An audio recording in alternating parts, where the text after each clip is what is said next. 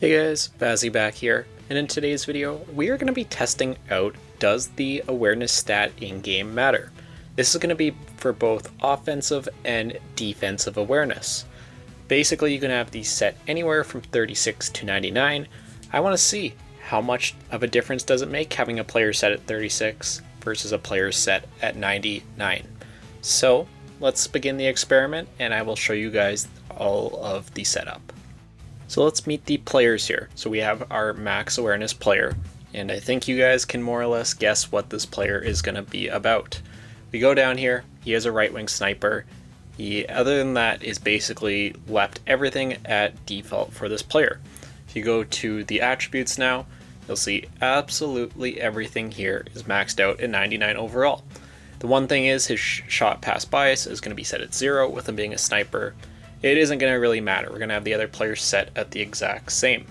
99s overall for both offensive and defensive awareness for this test. So he is our totally maxed out player. X factors, not going to have any for this experiment. We don't really want to have to cause any extra variables that could mess up results. So that's our first player. Let's take a look at our second player. And here is our second player, no awareness. And I'm pretty sure you guys can figure out what this player is going to be about. Go down here, he is a left wing sniper. Other than that, everything is the default from EA. Let's go take a look at the attributes here. So again, high franchise, 99 overall for everything, 0 pass shot bias, until we get down to offensive and defensive awareness. Both will be set at 36. That will make him come out as an 80 overall compared to the other player 99 overall. And then once again, no X factors whatsoever for this player. So now that you've seen both of these players, let me go and show you the settings and the lines for this experiment. So loading into franchise mode, this is more or less going to be pretty standard to all my tests. Injuries will be off. Scrolling down, the autosave is off, so we can continue to reload upon the same save file, taking away all the variables of coaching and line chemistry. And scrolling down here, Sim engine scoring is on medium, the sim engine shot frequency is on high, just leaving it all at the base defaults that EA gives us. Outside of that, I don't think there's anything here that would affect the sim, so let me go and show you guys the lineups now. So this is a different way of doing things for tests, but I'm curious to see how it plays out. Basically, our players will be playing every single minute of the game, at least as close as possible. Our no awareness player will be on the left wing all the time, where our max awareness player will be on the right wing. Nathan McKinnon, he will be our center for this experiment. Could have used McDavid, but I use him quite a bit for these tests. Defense, it doesn't really matter. Special teams, you'll see here that power play 1 is good, power play 2 is good, 4-man 1 is good, and 4-man 2 is, I'm actually missing one. That's why I'm going to check these things. So let's go and add the no awareness player in here. So the power play units are good. Both players will appear on the ice no matter what the power play. Going to PK, 1 is good, PK 2 is good, PK 3 is good, and then the 3-man 1 unit is good, 3-man 2, and 3-man 3. So basically, all 60 minutes on ice, we are going to be having the no awareness player and the max awareness player.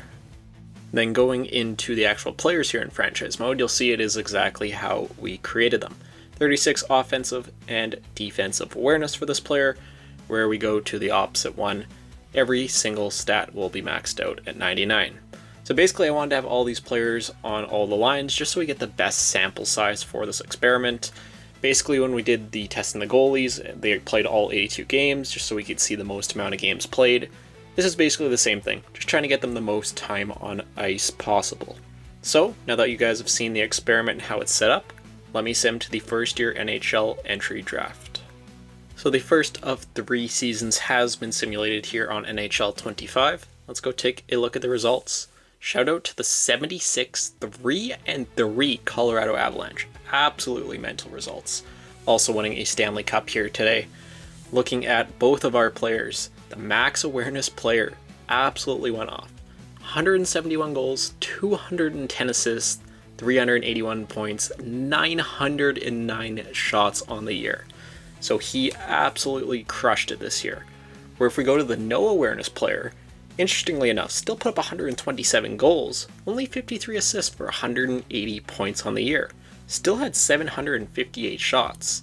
Did slightly grow there, going up to 51 on offensive and defensive awareness, but there is a pretty big gap there when it comes to the points put up by the players. And that's why I wanted to do this test here today. I'll scroll through the awards here. I'm guessing our player basically won all the offensive ones possible, and yeah, it does look like he more or less did. So that is going to be the first of 3 tests. Now let me show you guys just how I reload it quick if you didn't actually see the testing goalie consistency running it the exact same. So we're going to go exit without saving. We go end up getting put back to the main menu here. Then we'll just go continue again, once again on franchise mode, and that will take us to the franchise mode at the opening day rosters, where we can resim this test. You'll see if we go to edit lines, everything here should remain the same. Just that way, so like I said, coaching, line chemistry, everything like that, anything that can influence it will be controlled here for this test. So that is the first of 3 seasons I plan on simming here today. Let me go meet you guys once again at the NHL draft, where we'll take a look at the results from Season 2. Season 2 is in the books. We're back at the NHL draft. Let's go take a look at how both of our players did. So the Avalanche going 68, 12, and 2 on the season. That is good enough for another Stanley Cup in this year's run. Only losing, I believe that is 2 games there on their way to their Stanley Cup.